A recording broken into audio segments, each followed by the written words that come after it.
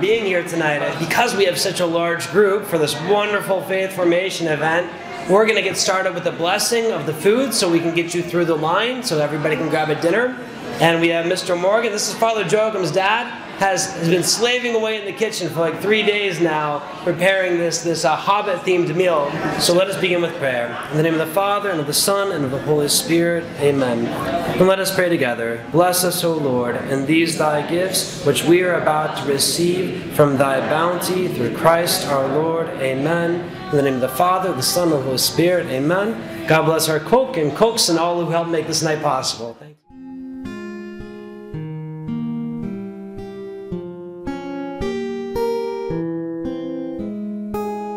Good evening, everyone. We're getting things ready.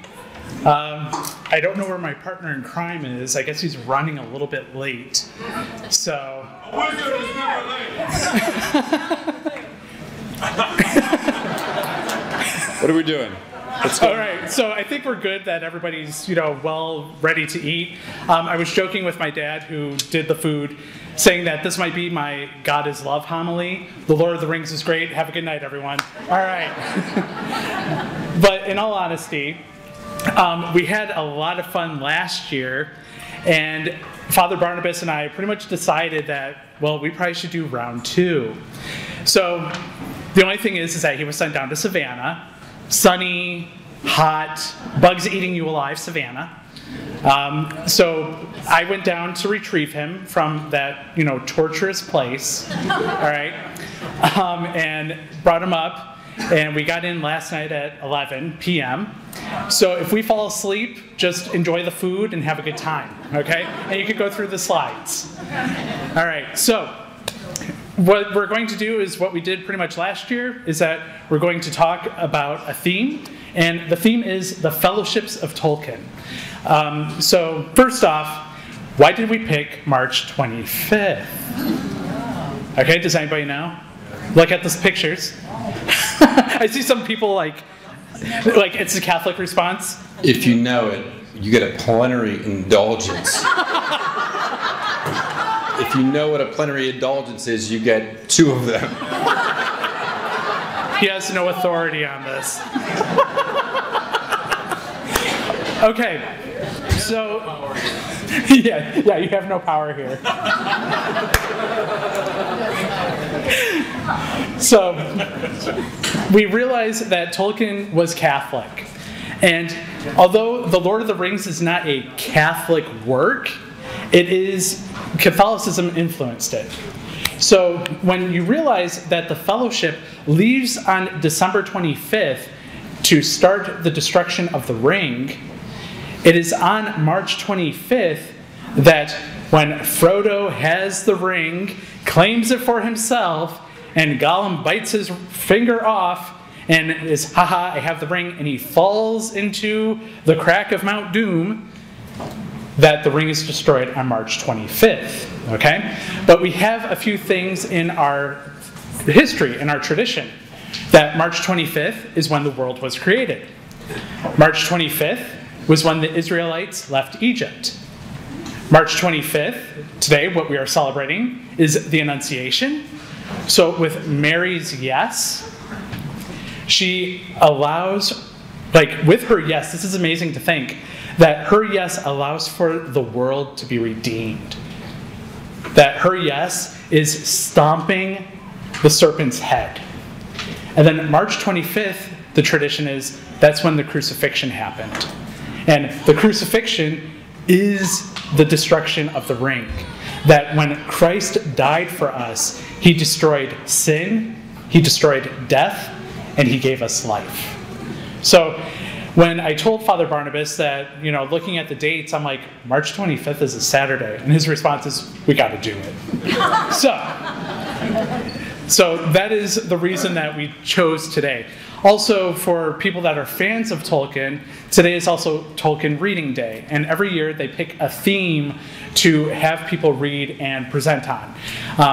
We thought about this, presentation before the theme, so I don't think it matches, but so be it. Okay. So for me personally, really enjoyed Lord of the Rings. I enjoy the Legendarium. But this past year, I would say that... Want some whiskey? Sorry. Want some whiskey? Sure.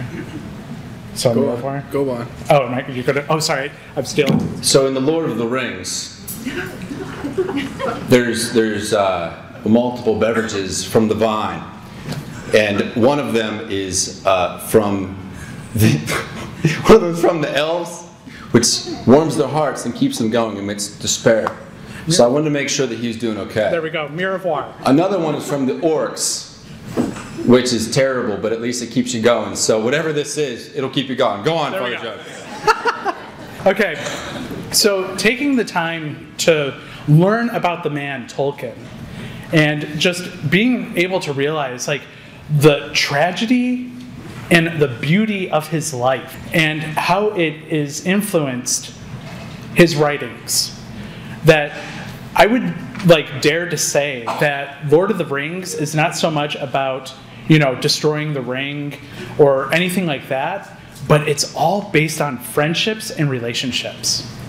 So taking the time to realize that this is something that we desire, this is something that we seek, that this is why I want to talk about it. Because I think we can look at his young life, we can look at his teenage years, we can look at when he's married and when he becomes a professor, that this continues to influence him. Not just in his writings, but also just how he lived his life. And having a better understanding of that, I think we can have a richer and deeper appreciation of the author. I couldn't think of what to say, and then I realized it had been a long time since I had a whiff of my pipe. This is a line from the book. Okay, here. Hold this. Wear this. All right, this is my cue. So in order to introduce this slide, when Father Joachim and I were talking about the Friendships of Tolkien, I said, well, listen, Father Joachim, I'm actually teaching my high school philosophy class right now about Aristotle's 3 kind of descriptions of friendship. So I figured maybe we can introduce what is friendship, period. But first, I thought I'd introduce what it's like for me to do this right now versus what it's like for me to teach this to my students, right? So if you're at my homily earlier, you heard like a little bit of my experience teaching. I've been a little ill-equipped. There was one day when I was teaching a couple weeks ago. I was no longer green anymore. I had a whole semester under my belt, and I'm standing up in front of the children of God. These 14-year-old all-boys school, Catholic military school, and trying to teach them about genetics.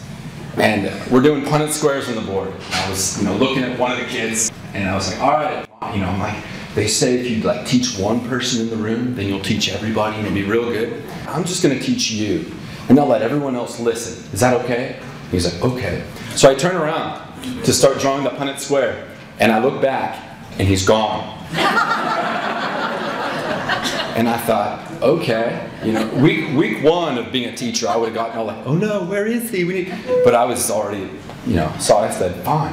And I just kept teaching him. And I'm talking, I'm like, so what's the answer? And he's like, well, it's this, Father Barnabas, you're a great teacher, and we love your classes. Thank you. I'm just having a conversation with myself, and all the boys are laughing.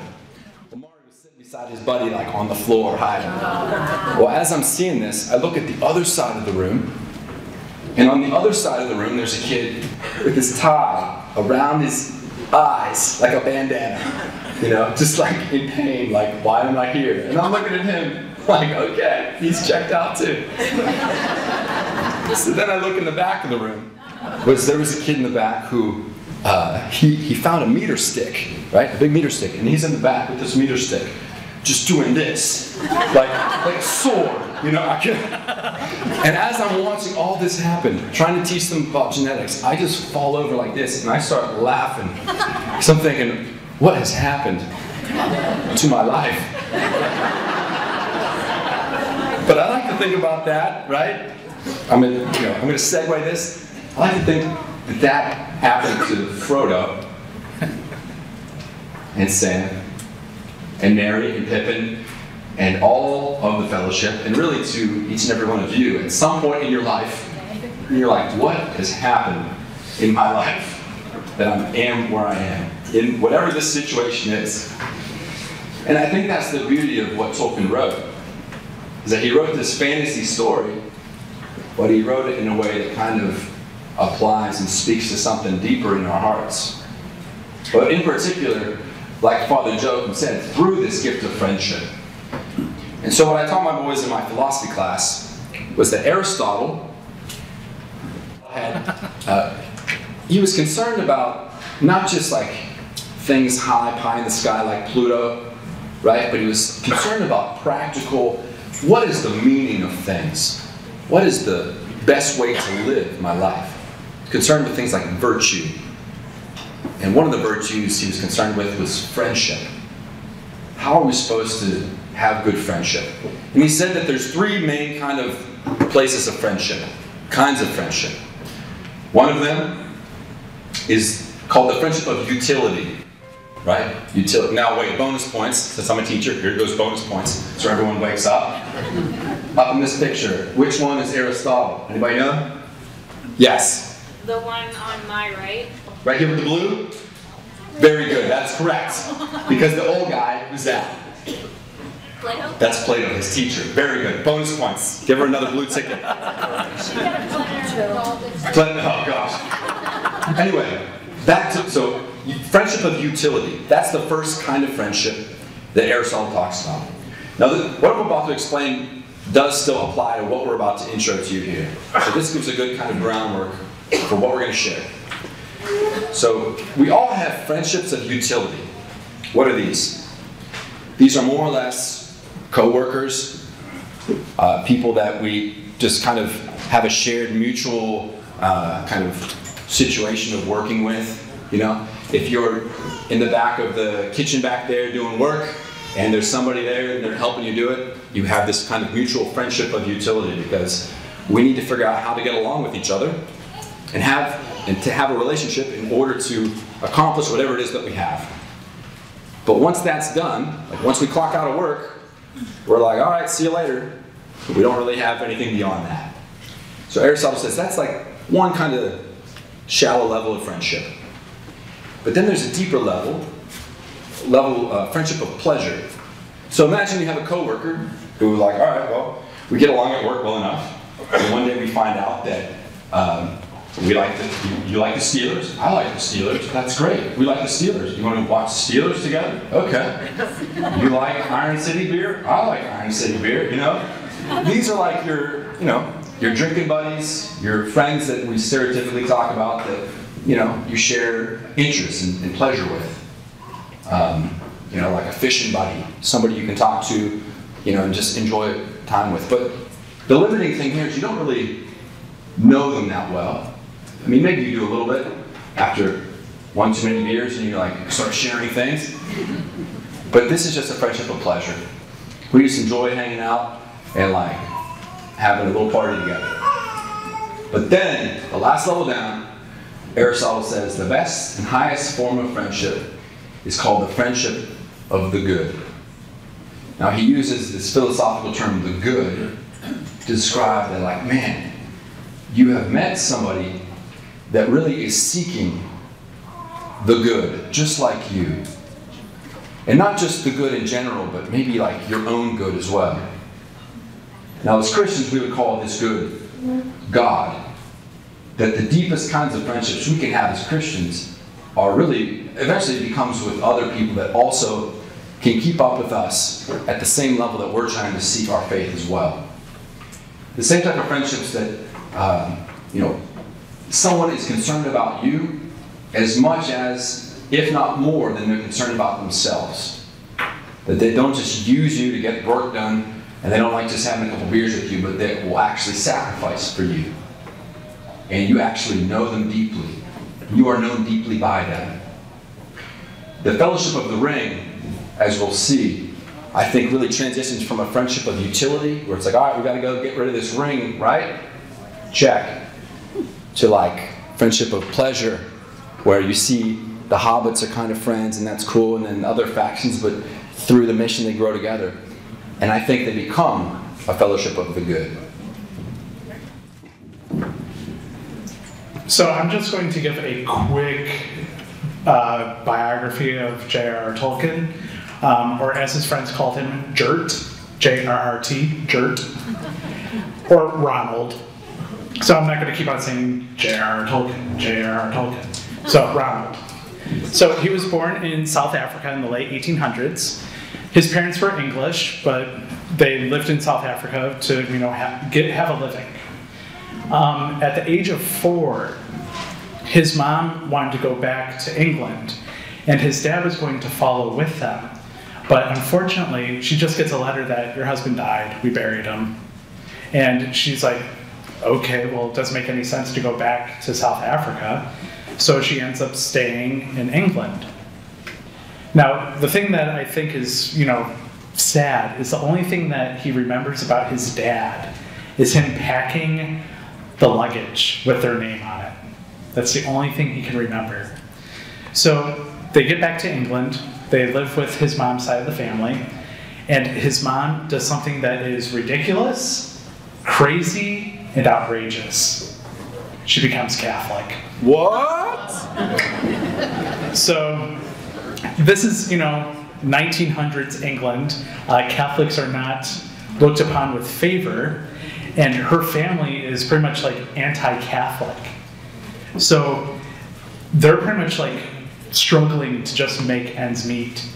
And thankfully, they end up meeting a priest, an Oratorian, that really helps them out and takes care of them and makes sure that things are working well. Unfortunately, his mom had diabetes, and at this time there was nothing that you could do. So she ends up dying when he's only 12. So orphan at 12. Okay? And his family doesn't really want anything to do with him. He's kind of just like on the outskirts.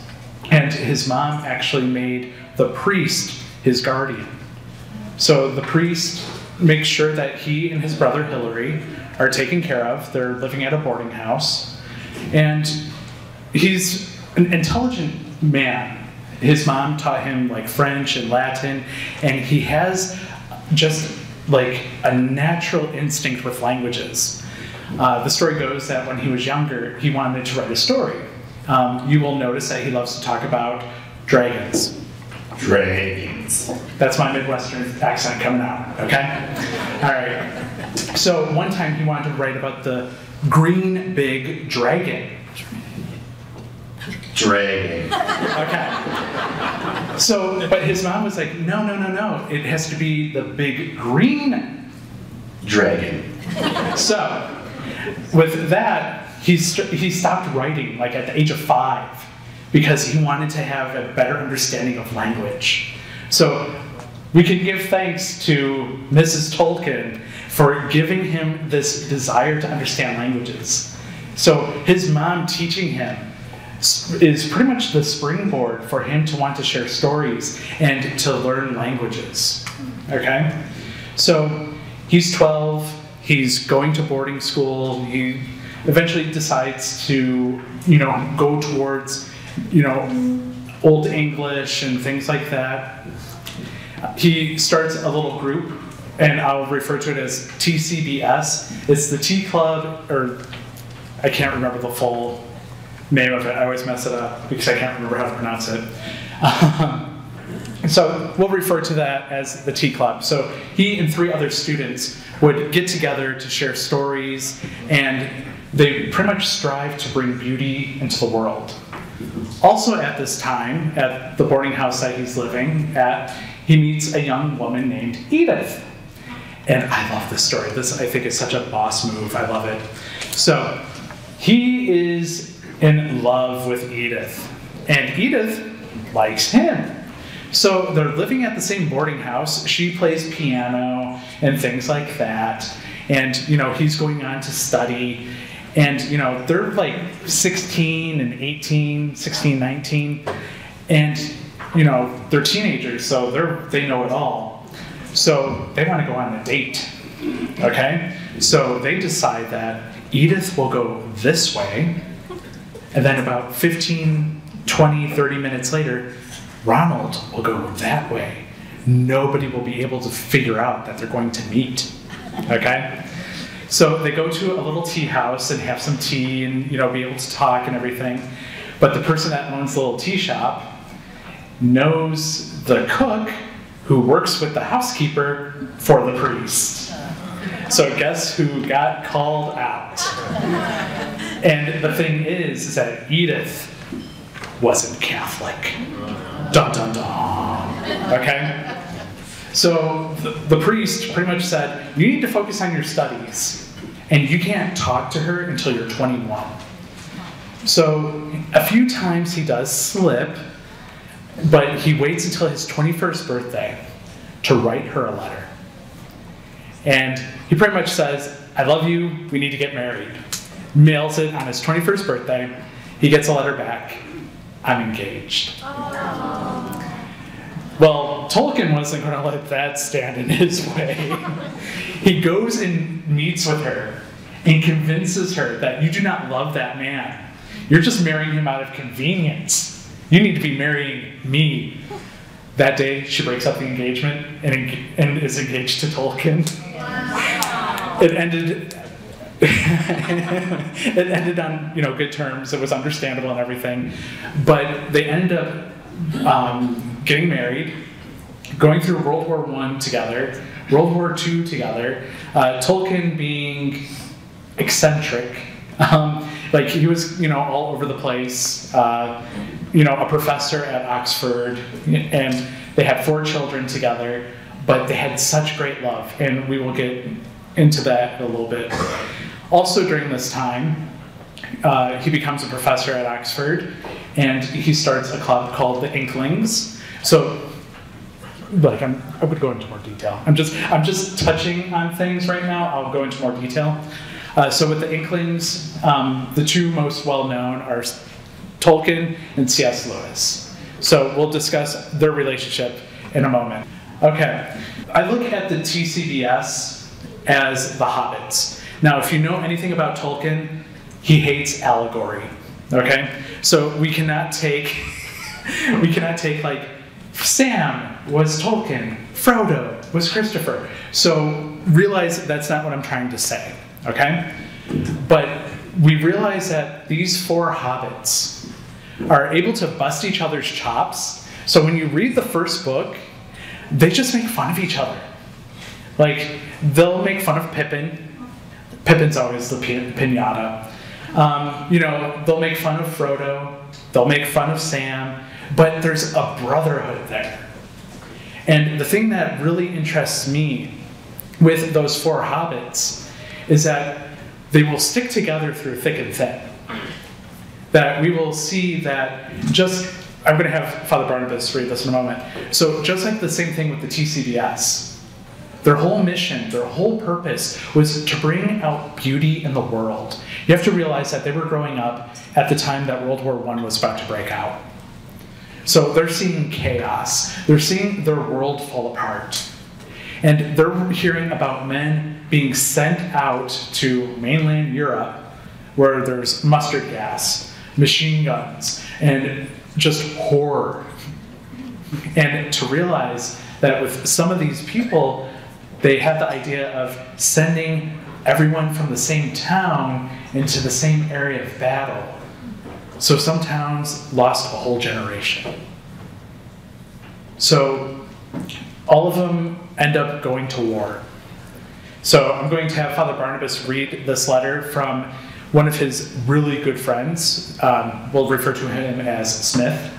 And I think that when we read this letter, we can see the beauty of friendship that Tolkien had with his classmates. And just before I read this letter, just want to look at these pictures. So of course the picture up top, those 4 faces, is the actual tea club. It says Christopher Wiseman, G.B. Smith, Rob Gilson, I forgot my glasses, thank you my dear hobbit, and J.R.R. Right? These are just young boys coming together as friends. And I like to think of how many friends I still have from middle school or elementary school. And there's the bottom 2 pictures, of course, are from the Tolkien movie, right? Which is plus or minus for the accuracy of the biography, but I think that the best thing that the Tolkien movie, there's a movie out about Tolkien's life, the best thing that that movie did was portray this TCBS, this brotherhood, which is so important, like for children to have, just like deep friendship. That once it started to mature, like Father Joachim said, they were separated by war. There was a bond between them unique than any other friendship. So I'll read that quote now. So the context of the quote up top says that Smith, one of the members, he had been walking down the road in a village behind the lines while at battle when a shell burst near him. He was wounded in the right arm and thigh. An operation was attempted, but the gas gangrene had set in. They buried him in Warland British Cemetery. But not long before his death, he had written this to his buddy J.R.R. Tolkien.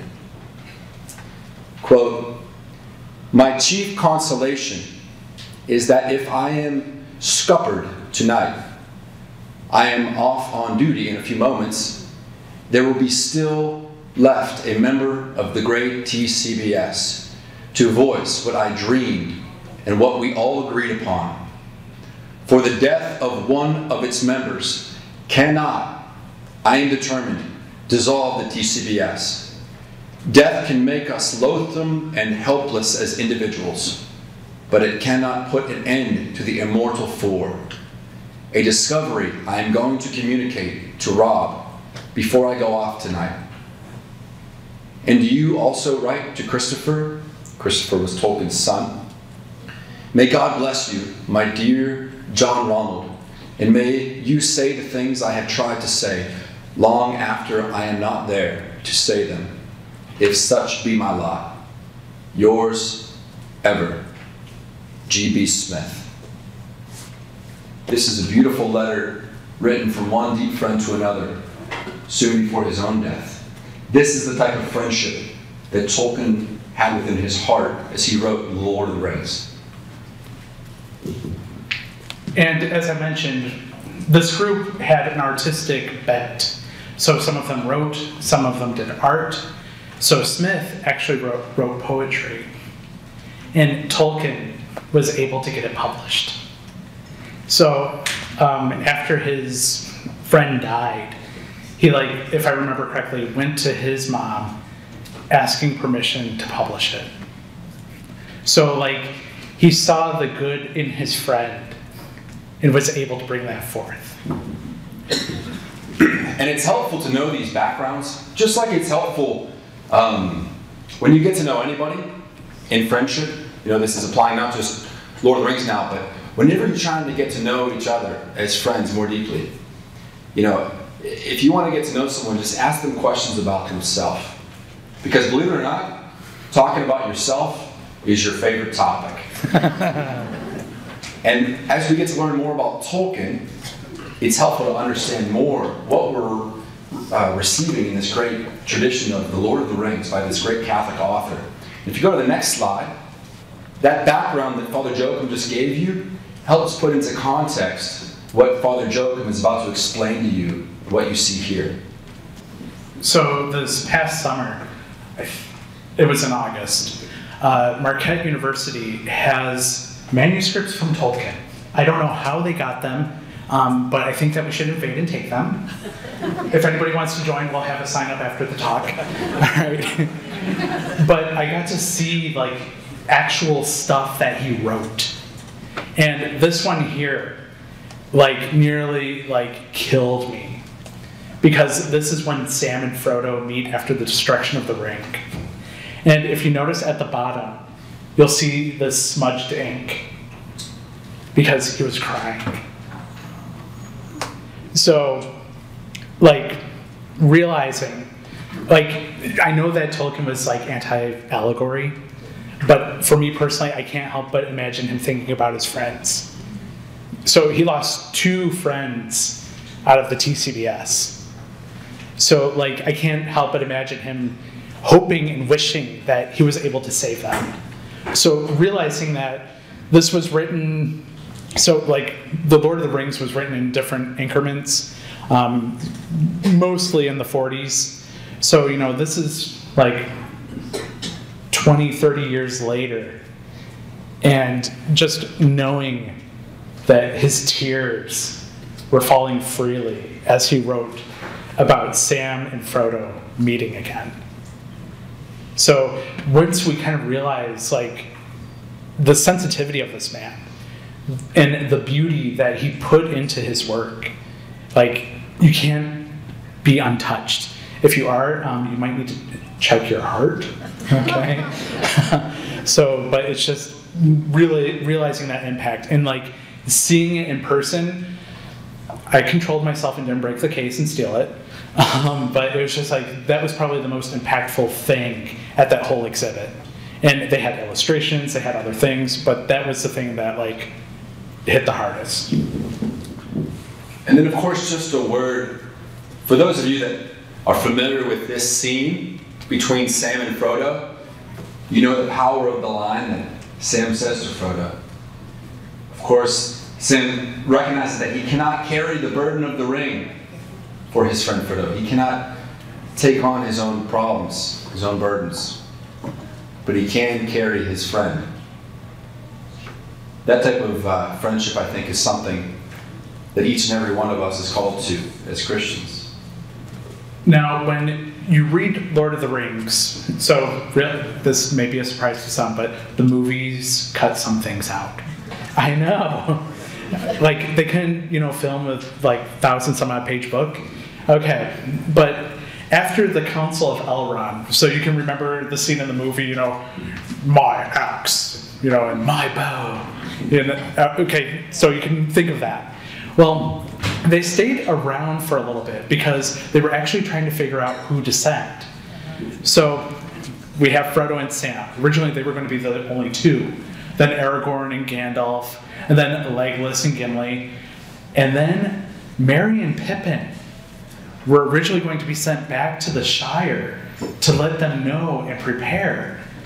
But it's really beautiful because they're like, no, we're not doing that. We're staying with them. We've come this far. We need to see this done.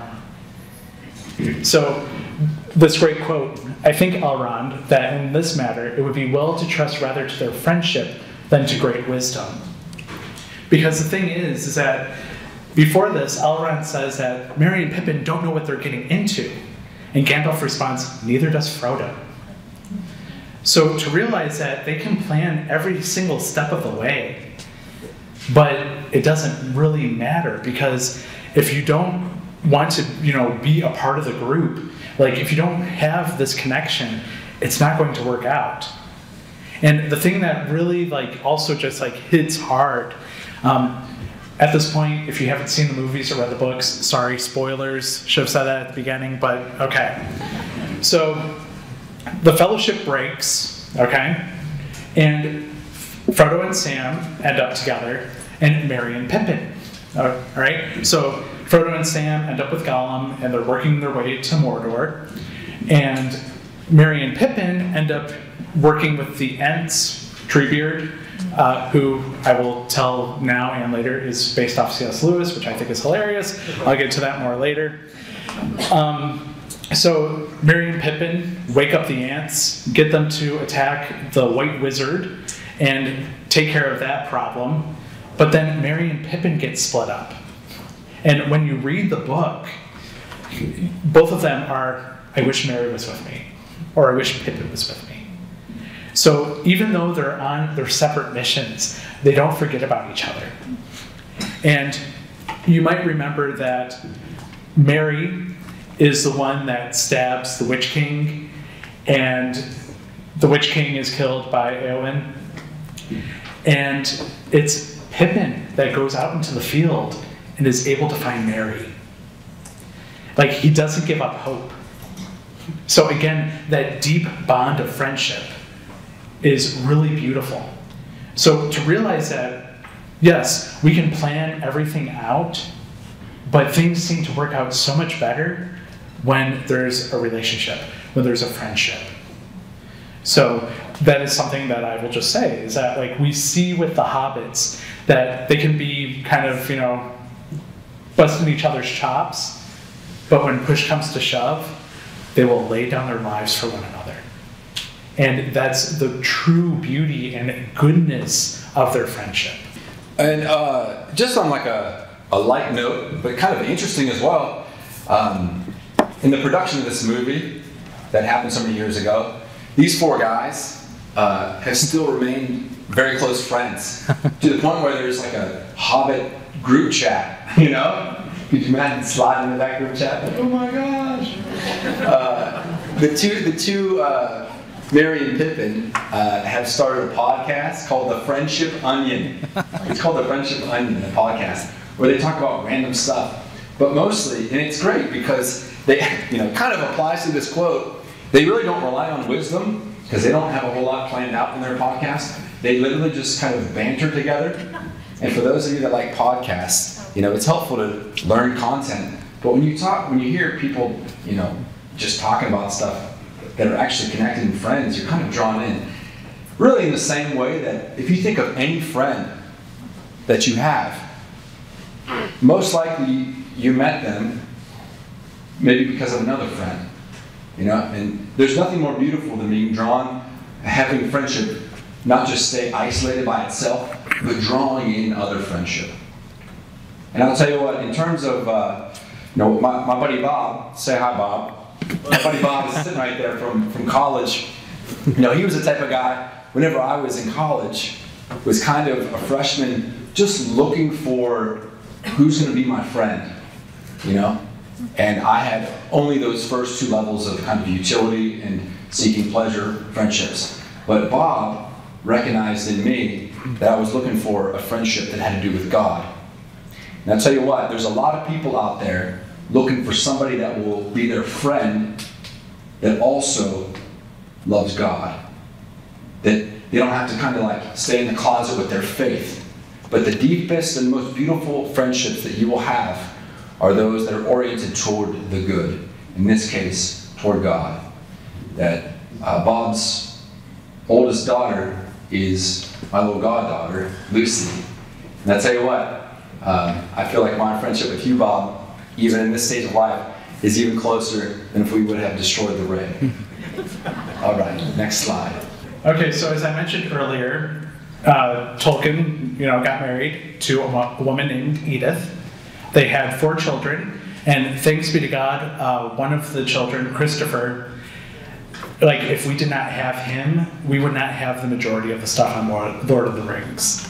Because only in Tolkien's lifetime, stuff connected to Lord of the Rings that was published was The Hobbit and Lord of the Rings. So because of Christopher, we got the Silmarillion, we got Unfinished Tales, and much more. I won't give that litany today. Okay. So if you end up going to his grave, you will see that it says Edith Mary Tolkien, Luthien, and John Ronald Reuel Tolkien, Baron. Okay? So you might be wondering, okay, what's Luthien and Baron?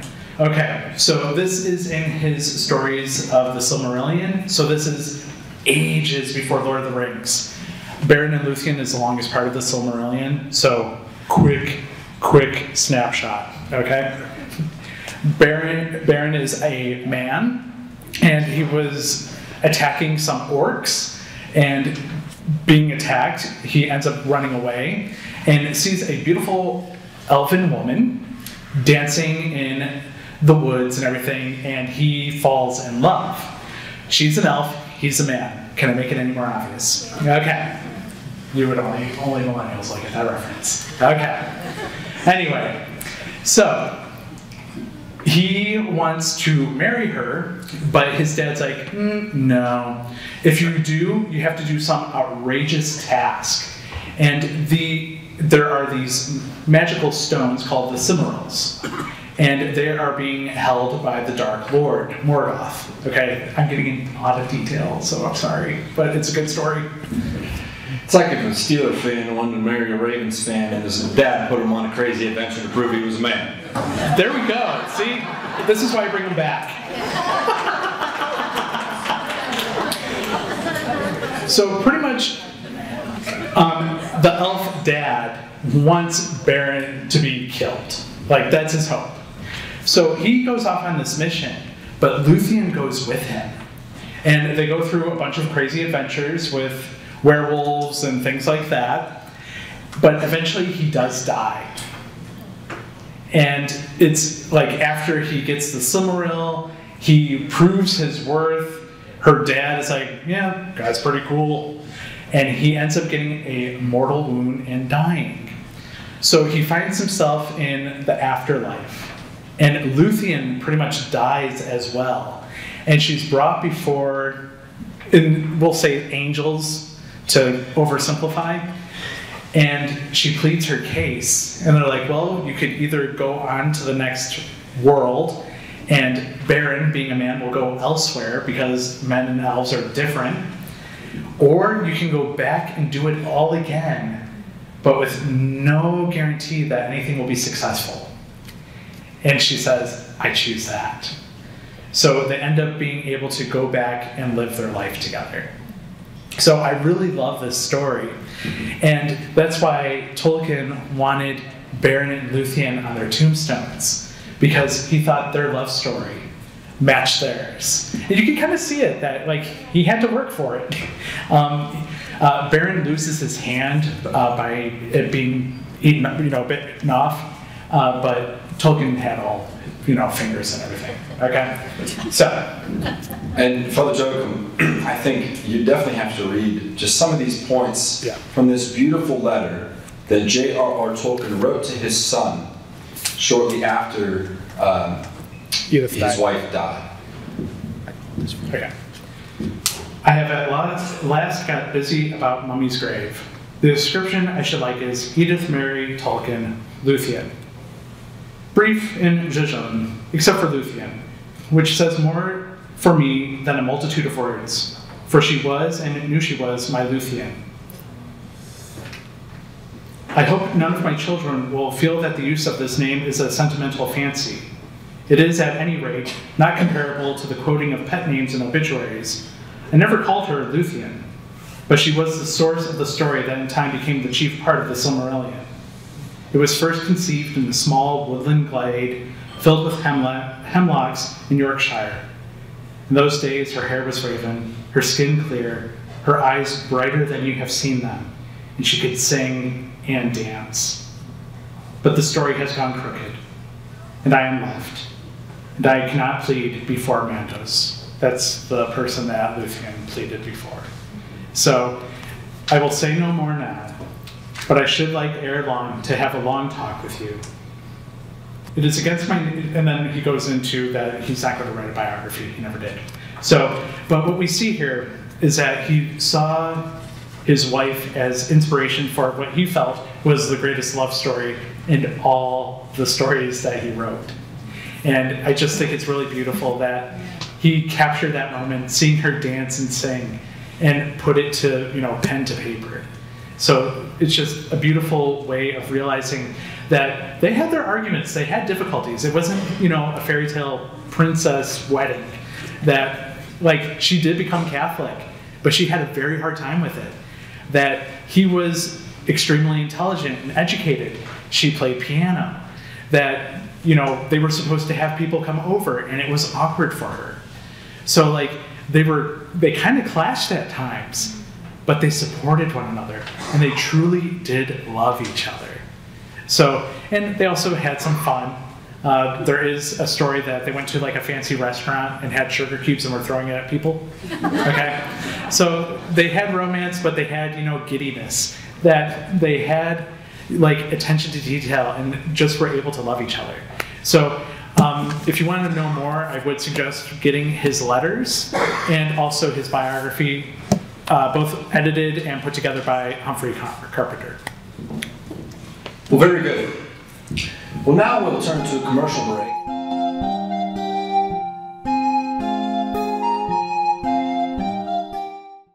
So now that everyone's got a little bit of warmth in there, some ant drafts in their bellies, we're going to just land the plane here with our presentation by stopping at a station here with our friend J.R.R. Tolkien and one of his great buddies named C.S. Lewis. who you can see in this picture right here. So that's J.R.R. Tolkien, that's C.S. Lewis, and this establishment right here is a famous spot called the Eagle and the Child, also known as what? The Bird and the Baby. That's right. Which we'll get to this in a moment, but we'll jump over here. So first of all, last year we started our whole presentation about the Lord of the Rings, talking about the fact that as Catholics, we really do need to just know at least about J.R.R. Tolkien. Maybe not so much have to be Lord of the Rings fans, but need to know of what Tolkien did. He wasn't a priest, he wasn't a nun, because he was a dude, but he was a man who was living in the world as a father, working in his job, but he was able to bring the people around him in a sincere way to know the love of Jesus Christ for them through his own witness. And of course, the most famous story is a walk that he took with his buddy C.S. Lewis, where he knew that his buddy C.S. Lewis really loved mythology and story.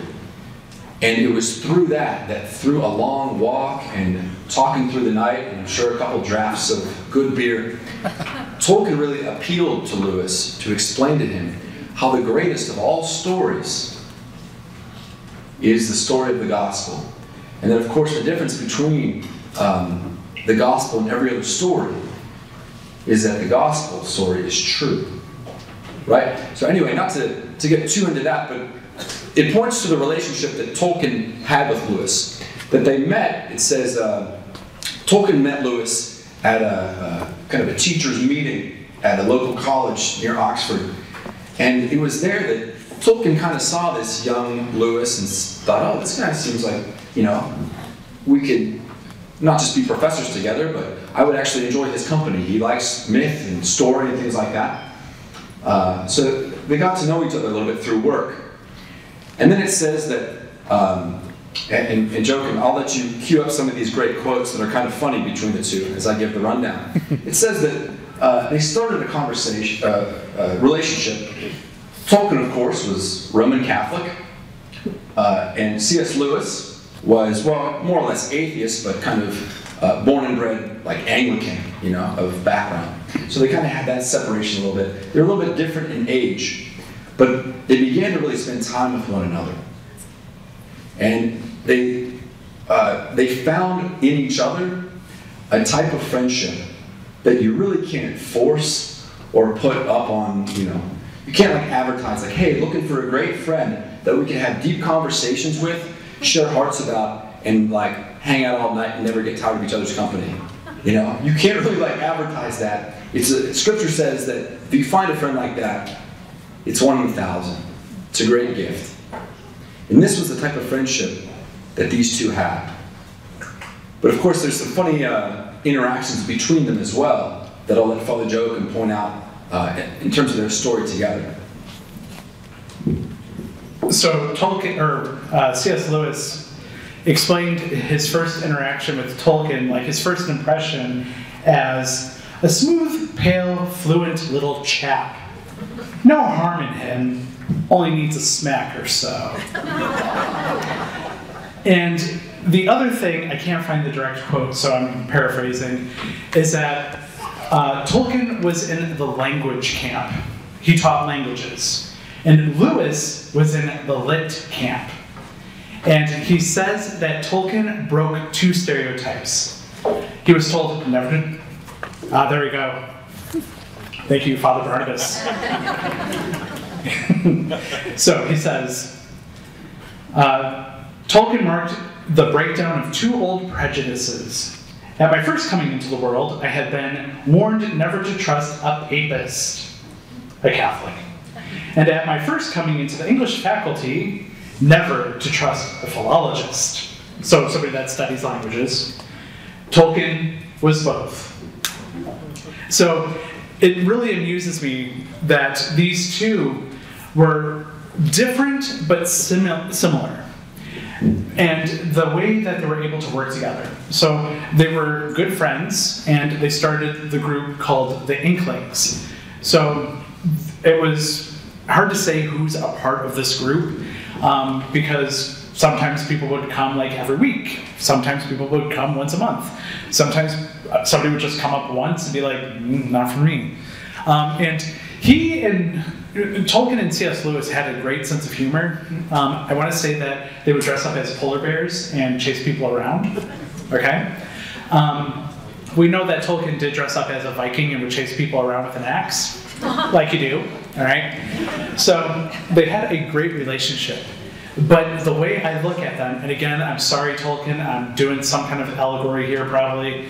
The way I look at their relationship, and is it the next slide? Oh, it's Frodo and Sam. All right. Yeah, so next clip, or Legolas and Gimli. Okay?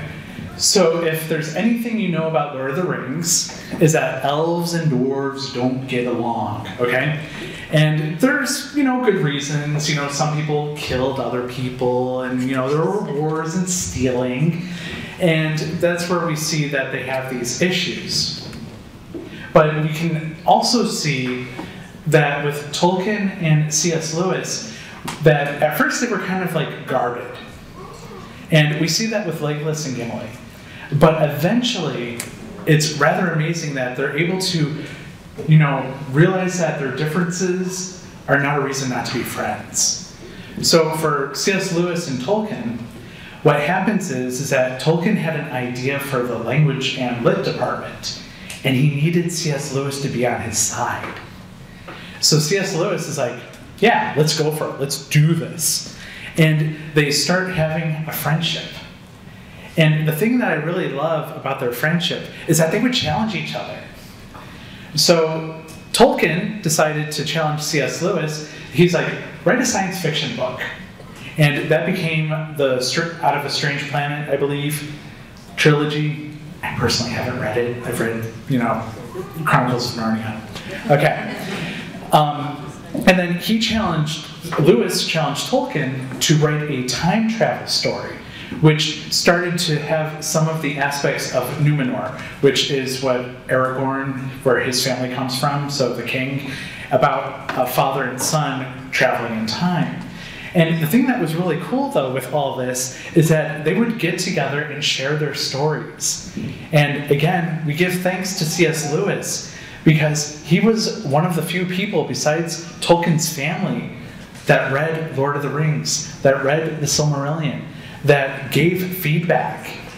So it was really encouraging because the one thing, unfortunately for Tolkien, was that he was a perfectionist and pretty much didn't think anything he did was worthwhile. He thought sometimes the stuff that you can look at his drafts and how many times he would go through things, and then he would be like, this is ready to be published, and now I'm taking it back and redoing the whole thing. So it's amazing we got anything, okay? But C.S. Lewis really encouraged him. And the thing that I love is that Tolkien was pretty much a purist, okay? So when you read Lord of the Rings, you will find Norse mythology influence, Beowulf and stuff like that. Who here has read the Chronicles of Narnia? Okay. Tolkien couldn't stand the Chronicles of Narnia. He thought it was horrible. And one of the reasons is because C.S. Lewis just took all the mythologies and mixed them together. So where Tolkien was spending days on trying to figure out how this word changed throughout the different ages of Middle Earth, C.S. Lewis is like, and then a Minotaur comes through, and Father Christmas gives the kid gifts. Hooray! So that drove Tolkien crazy. All right? So, but the thing that's really amazing and awesome though is that even with their differences, they were able to challenge each other and bring the best out of one another. So most of you probably have seen the movie, and you can remember that that still counts as one, okay? You when Gimli is fighting with Legolas about how many people they kill, okay? That's actually in the book. They keep count, and they have a competition. So we realize that friendship can have fun to it. Please, for the record, don't go killing people and keeping count with your friends. All right. But we realize that they are working on making each other better. But the other thing that I love a lot of things about Lord of the Rings, is that their friendship really doesn't start to grow until they meet Galadriel. And we see Gimli in awe of this woman who, this elf, who he should be afraid of, who he should hate. And it is some of the most beautiful lines in the story that he pretty much says that he was ready to die. He was ready for danger. He was ready to risk his life. But he didn't realize that he was going to be hurt by beauty. And when Legolas hears this, he's able to understand that this dwarf is not some oaf, that he has a deep understanding, he has a deep beauty and appreciation of the world. And, spoiler, when the ring's destroyed... What? Legolas and Gimli do a tour of Middle Earth, going and checking out the elf vacation spots and the dwarf vacation spots, and sharing their appreciation of the world. So I just really love that you have Tolkien, you have Lewis, different men from different backgrounds, an Englishman born in South Africa, an Irishman born in Ireland, that different faith backgrounds, different education, but they were still able to come together. And just to close this kind of connection between C.S. Lewis and Tolkien, I'd like to read this to you from Tolkien's biography. It says this: anyone who wants to know something about what Tolkien and C.S. Lewis contributed to one another's lives should read C.S. Lewis's essay on friendship in his book, The Four Loves.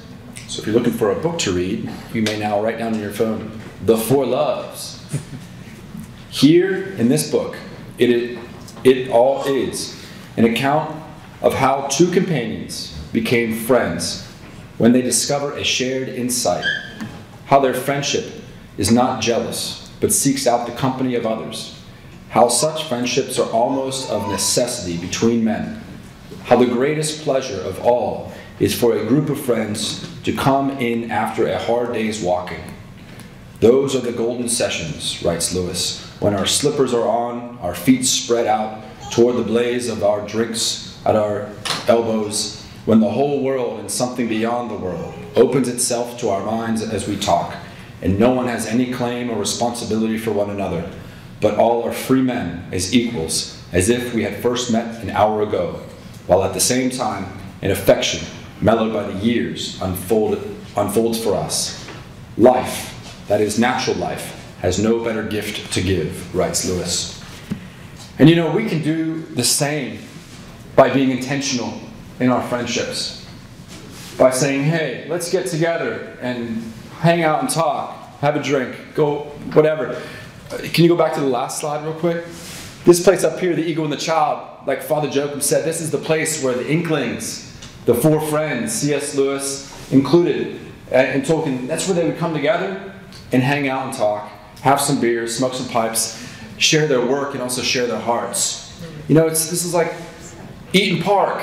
Where you come together and you talk about your lives and the kids and how work's going, right? So we got to do that.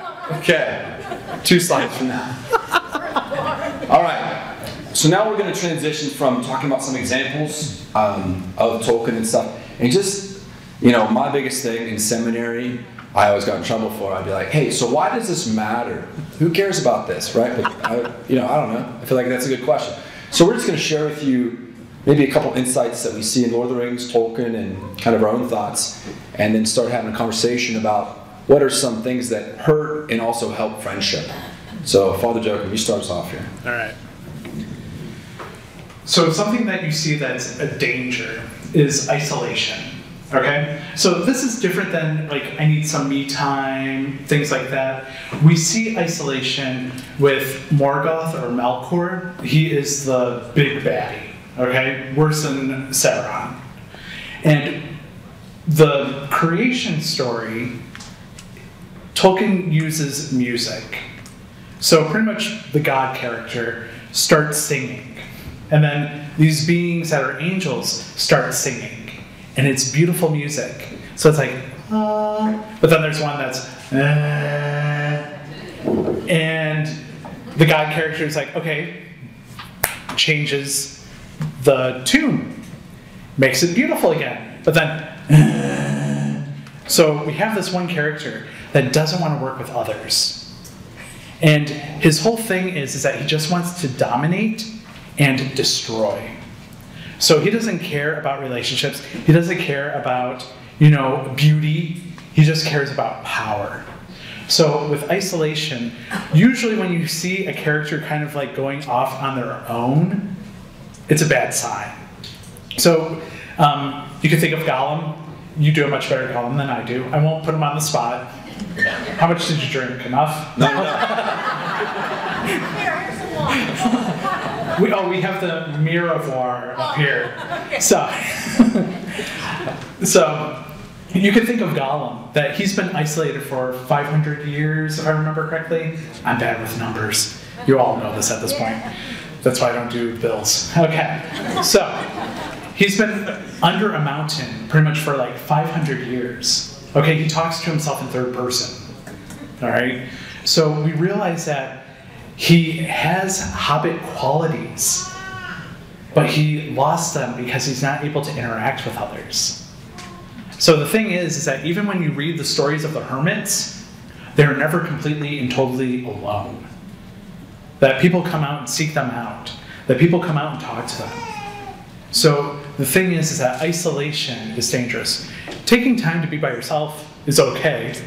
I see that he has something to say. Let's see what he has to say.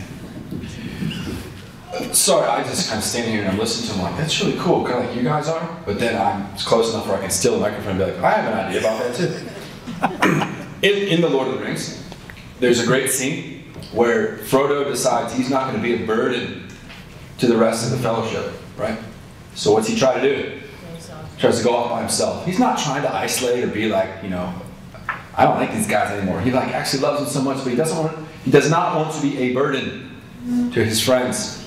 And I say this because as a priest, I have found out that a lot of people think that they are a burden or do not want to be a burden to others. And yet a beautiful friend, Sam, doesn't take no for an answer. To the point where he's willing to, drown. And he's like, no, Mr. Frodo, I'm coming with, I know you're going alone, but I'm coming with you. What a beautiful friendship. That even whenever you have a friend that is not cooperative to your friendship, you love them anyway. Glad I gave him the mic. All right. Then we see an issue with control. So if somebody's trying to be domineering, somebody that's trying to make sure you do everything that you want, I would say that one of the easier examples that we see in Lord of the Rings is that you could think of Boromir with his dad, Denethor. That Boromir is pretty much like, I need the ring, Daddy wants it. So he just has this idea that I need to make him proud. I need to do everything that's right in his eyes. And we know how well that ends for Denethor. Okay? So friendship is not control. So I always kind of have fun with Ephesians 5. Everybody loves that passage. Wives, be submissive to your husbands. Okay? So I'm going to bring that up now. You don't live here, so you're fine. So a lot of people think that means like, hey, wifey, go to the kitchen and make me a sandwich. No, it does not. Okay? So when we look at what submissive means, submissive, it's under the mission. So men, what's your mission as a husband? What is your mission as a father? Exactly. To die for your wife. Exactly. So men, if your mission is not to make your wife and your families saints, then women, you don't have to be submissive. Wow, that's not something to talk about. I added some fuel to the fire. Or fuel to the fire. Sorry. All right. So we realize that control is not a friendship. Control is abuse. So we realize that that is not true friendship, okay? So we realize that with friendships, we realize that relationships, marriage, that it needs to be give and take, okay? And not just, oh, if you don't do that, you don't love me, okay? And then indifference. I would say that this goes with, unfortunately, Sam. One of the heartbreaking moments in Lord of the Rings is when Gollum is on the verge of converting. That he's wondering if the things that he has done are wrong. And he's reaching out to Frodo while he sleeps. Sam wakes up. And he doesn't see a warm, loving embrace. He sees this skeleton of a hobbit about to attack the master he loves. And he is indifferent towards how Gollum is. He can only see Gollum in one light. That he, that unfortunately this one time with Sam, that his actions push Gollum over the edge. Makes Gollum decide to go with his plan, to get the ring. So the thing is that we can't blame Sam because he loves Frodo. He wants to make sure that he's protected, that he's doing well. But Sam can't get past his thoughts or feelings with Gollum and doesn't think that he can change for the better. So the thing is that I'm not saying that okay, so the person that's hurt you, the person that's been extremely rude or mean or ruined your life, that you have to be hey, how's it going? Thanks for ruining my life. Have a good day. No. We're not called to be, as one monk said, he would say, I'm a doormat, but I'm not wall-to-wall carpeting. Okay? So to realize that we don't need to put ourselves in dangerous situations. We don't need to make ourselves be hurt. But that one moment, I just wish that Sam, things would have worked differently, and who knows if the ring would have been destroyed. But Gollum almost changes. But because Sam's indifference towards him, he decides to go the other way. So what are some things that are helpful to friendship? When we came up with this little list, we did it in threes. This is not comprehensive, but just very glaringly, maybe 3 things from the Lord of the Rings, from our experience, that is helpful. One thing that's helpful for moving deeper in friendship is to have a common mission, right? These guys didn't really know each other that well, but they had a common mission, and then they actually got to know each other. I think that those of you that are married, right, your common mission at some point becomes your children. I'll never forget my mom and dad. They had 5 kids. I was one of them. They trying to deal with 5 kids was kind of crazy, but I would remember seeing them every night, kind of have a debrief meeting, all right, what's going on? They drink tea together every night. And it was their little staff meeting. They talked about us or something. I never knew what was going on. I just thought they liked tea. I was oh man, nobody likes tea that much. They're being intentional about being on a mission. But it's funny, once we all left the house, I had to watch my mom and dad learn how to kind of date each other again and fall in love, because their mission then kind of changed. And that when your mission changes, you gotta find a way to stay on mission together, because otherwise you just get bored with your friends and you're what are we doing? So mission, I think, is one good one. Joachim, what's the second one? Challenging. The thing is that we don't want to have relationships where we just become stagnant.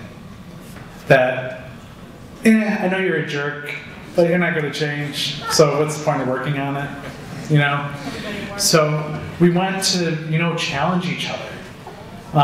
That's one of the beauties of monastic life, is that if you have good brothers, they're not going to just let you keep on doing the same idiotic, stupid stuff. They're going to call you out in a charitable way and try to bring the best out of you. And again, I would say that we see that with the fellowship. Boromir is not the worst of the characters, but you might remember the scene when they're trying to go over the mountain and the snow is coming down and everything. It's Boromir that's like, we need to get down. The hobbits are going to freeze to death. And he challenges the idea that they can do this. And I love the scene in the book because you have two men, a wizard, and an elf. Everybody else is like yay tall, okay? And the snow is this tall. So Boromir starts like telling the hobbits to get on his back and like swim through the snow to bring them down. So like him being with these, other people challenged him. So we realize that we need to be challenged at times. That if anybody here thinks that they've made it, as you know, I'll be available for confession. I'll see you after, okay? All right. So the thing is that it's not that like we need to be perfect, but we need to realize that there is so much more that we're going towards. So, and I would say that we see that with a lot of the characters, especially Legolas and Gimli, that they challenge each other. Like, let's do better. Like, let's make this work. Okay? And we see that, sometimes this doesn't work out well. You could think of Gandalf and Saruman, that there's a part where Gandalf is now Gandalf the White, and he's trying to give Saruman like an opportunity to change. That you can come to the good side. And he's just like, no. And then, has a hissy fit. So to realize that it's good to challenge one another. I'll get into a little bit more of that aspect, but yeah, it's good to realize that we surround ourselves with people that want us to be better. Now, it's not that we nitpick that, Barnabas, you need to grow your beard out. Come on, why did you shave? That kind of stuff isn't. Sorry, I just see Father Canise going like this in the back. But anyway, so we realize that we want to strive for holiness. Okay, so this is what we challenge each other with. All right, you want to talk about vulnerability? Yeah, and just one last one. When Father Joachim brought up challenging, I was like, oh man, I don't like being challenged. But think of it first this way, that whenever you challenge someone to actually use their gifts, man, it just lights them up. So to start there, and then go from also you need to clean your room. The last one though, vulnerability. You could have a whole faith formation talk on vulnerability, so we'll leave that be there. But I'll simply just say this. There's a scene in The Lord of the Rings when, kind of different spots in the book versus in the movie, but whenever Frodo reveals his own fear and worriedness and his own weakness to his buddy Gandalf, and he says, man, I wish that none of this would have happened in my time. I'm too afraid to do this. Why me? And that gives his buddy Gandalf the opportunity to respond and say, so do all who live to see such times. But that is not for them to decide. All you can do is decide what to do with the time that is given to you. That I have found that vulnerability is really the key to growing deeper in any relationship, including with God. That in our own prayer, in our own relationships, to really share parts of us that not just give more, give people more availability to attack us or harm us, but the more that you know about someone, the more you can love them. And whenever you fall in love with somebody, they can't tell you anything that you won't still just love them. Why? Because you love them. So that vulnerability, of course, is a beautiful means to growing deeper in friendship. And so let's go to the last slide here. In our last point, I decided to put here that I'll say, and then I'll just let Father Joachim turn the keys off of this airplane here, is to keep this in line with what we talked about last year and what we're talking about this year, is that something like The Lord of the Rings teaches us beautiful themes like friendship. And that things like friendship, I would say, the best way to learn about certain truths like friendship is not just through principles, like in my philosophy class, like Aristotle said, but through examples and stories. And then we gave you examples of J.R.R. Tolkien's life. Look at his beautiful friendship. But we also get examples from this book that continues to just make people fall in love with the story. And there's a beautiful quote from his biography about this. It says, "It is the great mystery of Tolkien's life," meaning his great friendships that he had, the TCBS, this relationship with his wife, the Inklings and C.S. Lewis, this deep, profound friendships that he had, which he had seasons, and this is important to say, there were seasons of his life where he felt like in between the TCBS and the Inklings, and there were seasons where it was dry, and he couldn't force it to happen.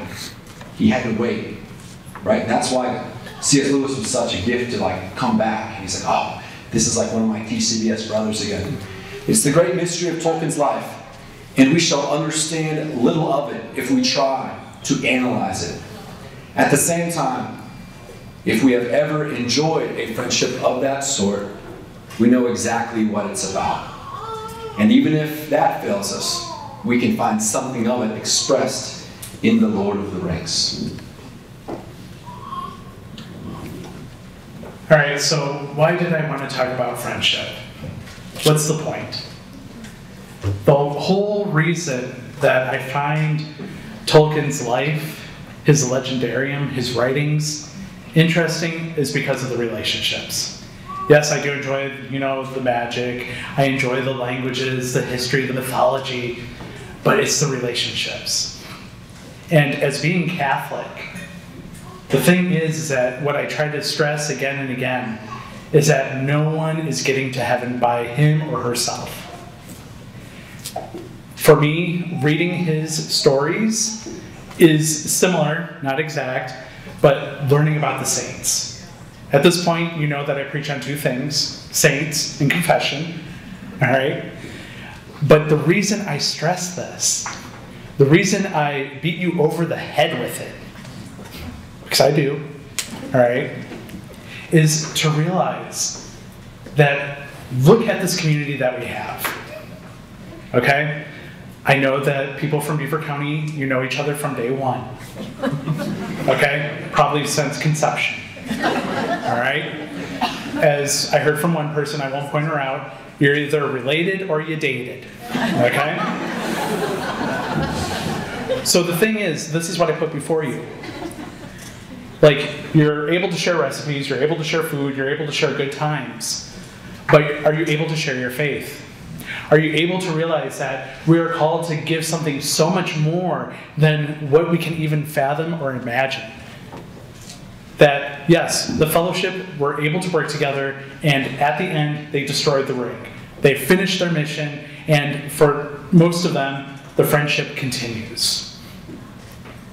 Do we want the same? Do we realize that we're called to the same? That we're not called for isolation. We're not called for singleness. That we're called for community. That we're called for love. So the thing is that if you've read Lord of the Rings, if you've watched Lord of the Rings, I would say watch it through this lens of friendship, fellowship, and apply it to your own lives. And that is why I wanted to talk about this topic, because it's important. In a world that wants to separate us, in a world that wants us to be alone, we're not called for that. We are called for communion. We are called for friendship. We are called for fellowship. We are called for love. The end.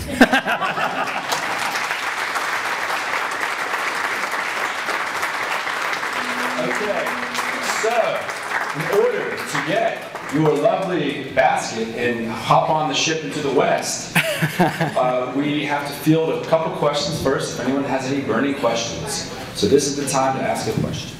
Nothing on Rings of Power, I didn't watch it. I did. Any questions? Oh, there's a question. Hey, Father Joachim.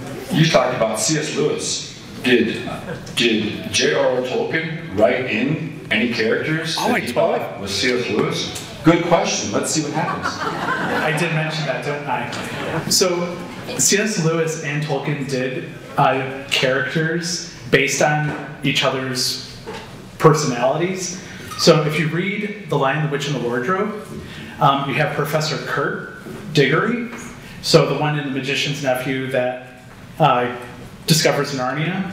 So he's a professor. He's the one that tells the children about, the wardrobe and everything. That's based off of Tolkien.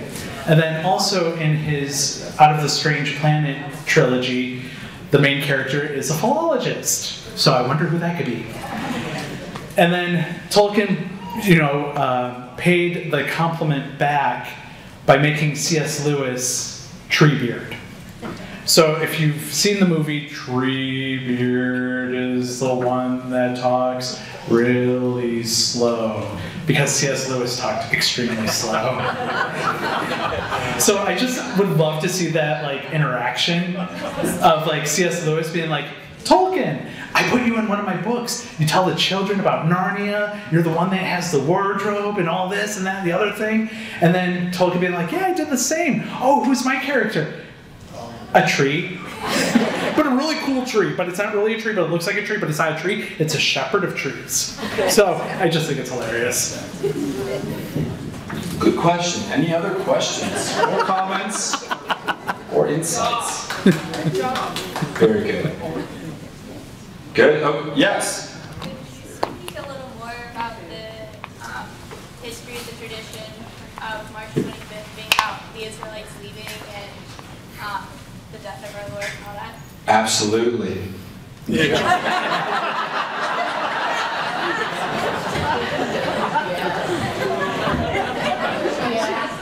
So March 25th is a very important date. So sometimes, if I remember correctly, this would also be like the New Year. So around April 1st, that's why we have April Fool's Day, is because England kept that as the New Year, while the rest of Europe was January 1st. So that's where that tradition comes from. So the tradition is, and I can't remember which monk or saint wrote all on this, but we look at March 25th as creation. Then we look at it as that's when the Israelites leave. So not always, but usually Holy Week is close to Passover. So that's what Passover is celebrating, is the Israelites, having the angel of death pass over. So then we realize with the Annunciation that if you read Luke's Gospel, you can figure out that Christ would have been conceived in the month of March. So, excuse me. The tradition is that a very holy person would die on the day they were conceived. So Christ is conceived on March 25th. Then he also dies on March 25th. So with that, so today we celebrate the Annunciation. So with Mary's yes, we have the beginning of our salvation. With Christ's death, it is fulfilled. Wow. Yeah. Yeah, I concur with everything you just said. Any last questions? Okay, I guess here come the baskets. Thank you.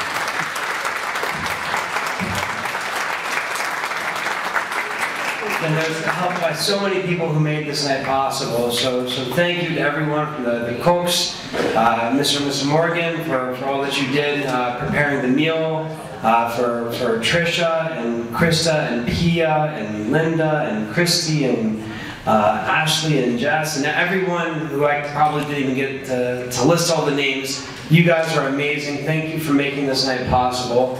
Please keep your eye out. We are going to take a few months off of faith formation meetings through the summer, but early in September we already have a good talk prepared for you. But thank you everyone for coming this evening. Hope you had a great time. God bless you. Have a good night.